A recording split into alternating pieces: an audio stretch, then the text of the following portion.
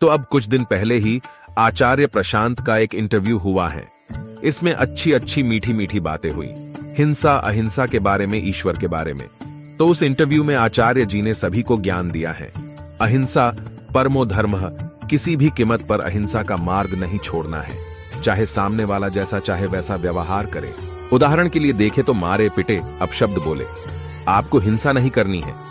इसी से प्रतीत होता है आचार्य जी ने सिक्के का एक ही पहलू देखा है।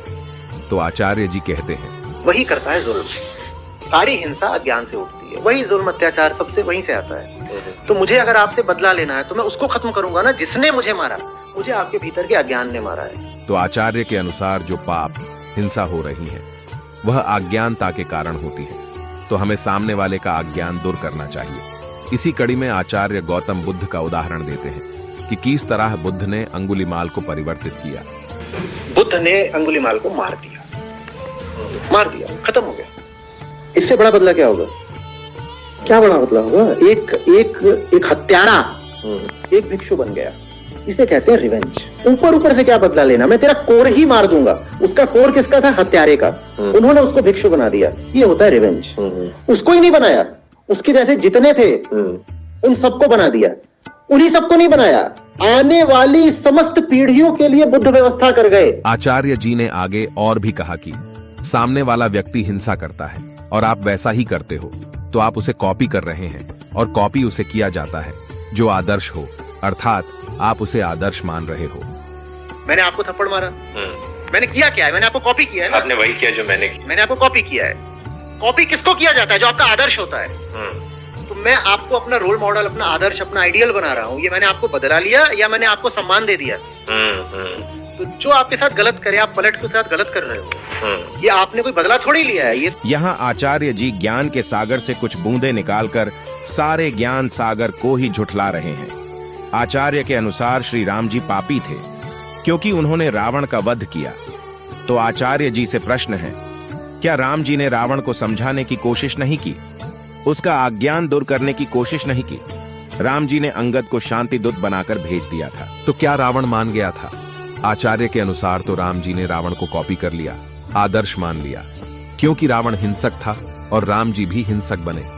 जब श्री कृष्ण ने कंस का वध किया, उसके पूर्व कृष्ण ने कंस का अज्ञान दूर करने की कोशिश नहीं की होगी? क्या कृष्ण ने जरासंध को 17 बार जीवन दान देकर समझाने की कोशिश नहीं की थी? क्या कृष्ण के जैसा बुद्धिमान प्रभावशाली वक्ता संसार में ढूंढने से भी मिलना संभव है? अब सत्यवचनी राजा युधिष्ठिर को देखो, क्या युधिष्ठिर ने दुर्योधन का अज्ञान दूर करने की कोशिश नहीं की थी? पृथ्वी पर महाभारत जैसा विनाशकारी युद्ध हुआ, स्वयं श्री कृष्ण राजा धृतराष्ट्र को समझाने गए, पर धृतराष्ट्र समझे? यहां तक कि सारा राज्य त्यागने को तैयार थे, केवल 5 गांव मांग लिए थे। क्या तब भी दुर्योधन समझा? गुरु गोविंद सिंह का क्या हुआ? हमारे यहाँ प्रभावशाली सिख गुरु हुए, उन्होंने भी अज्ञान दूर करने की कोशिश की, पर मुगल माने और गुरु गोविंद सिंह को शस्त्र क्यों उठाना पड़ा? आचार्य जी का गौतम बुद्ध वाला उदाहरण अच्छा था, पर वह समय अलग था। अंगुलीमाल को बुद्ध ने केवल एक बार समझाया था और वह समझ गया, क्योंकि उसके पास वह क्षमता शेष थी। वास्तविक धर्म कहता है, धर्म रक्षा हेतु शस्त्र का सहारा लेना पड़े तो ले लेना चाहिए। अगर शस्त्र का सहारा नहीं लिया तो वही होगा जो मुगलों ने भारत में किया। ग्रंथालय जला दिए, मंदिर तोड़े, महिला बालिकाओं पर अत्याचार किए। और आचार्य को शांति के सागर बौद्ध भिक्षुओं का इतिहास देखना चाहिए कि दलाई लामाओं का क्या हुआ। हाँ, पर हर किसी को प्यार से समझाना चाहिए, उनका अज्ञान खत्म करना चाहिए, क्योंकि अहिंसा का मार्ग सर्वोपरि है। परंतु हर परिस्थिति में अहिंसा का मंत्र काम नहीं करता, यह भी जानना जरूरी है। कृष्ण ने भी जरूरत के अनुसार छल किया, राजनीति की, हिंसा की, केवल धर्म के लिए। और हाँ, वास्तविक धर्म क्या है ये मैं पहले वीडियो में ही बता चुका हूं। आगे आचार्य जी कहते हैं कि कोई आत्मा नहीं, ईश्वर नहीं, मरने के बाद कोई पुनर्जन्म नहीं होता है। शास्त्रों में बताए गए लोक परलोक कुछ नहीं है, पर हाँ, ये भौतिक तो नहीं है, पर सूक्ष्म स्पिरिचुअल जगत का हिस्सा अवश्य है, क्योंकि हमारी भी सूक्ष्म अवस्थाएं होती हैं। पर आचार्य जी ने यहां सब कुछ नकार दिया। शायद स्वयं को ही सर्वश्रेष्ठ मानने की चाह हो। आचार्य के अनुसार वेद, उपनिषद, दर्शन आदि शास्त्र सब झूठे हैं और केवल आचार्य जी ही सच्चे हैं।